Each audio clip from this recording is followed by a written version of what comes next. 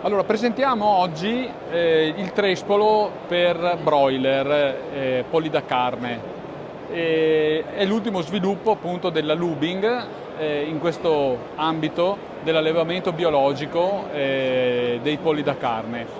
Il trespolo è stato studiato proprio per permettere al pollo di poter salire e fare tipo ginnastica, mantenere le gambe robuste e permettergli di saltare.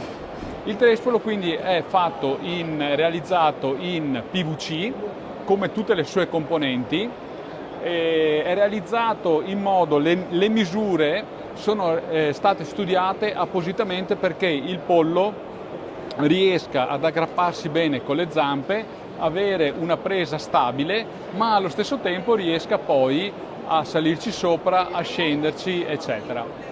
Il trespolo poi è composto da alcuni componenti, quindi abbiamo la parte principale, il vero e proprio trespolo di appiglio, poi abbiamo i tappi di chiusura con occhiello per il sollevamento e abbiamo le gambe appositamente per farlo appoggiare al terreno in modo da renderlo stabile e sicuro a pavimento.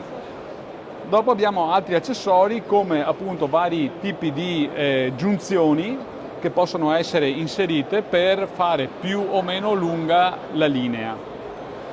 Il trespolo quindi tramite gli occhielli può essere poi sollevato alla fine del ciclo per permettere un'entrata agevole e sicura all'interno del capannone sia degli operatori per la raccolta dei polli, sia anche poi ai mezzi che dovranno andare a pulire e fare la manutenzione del capannone a fine ciclo.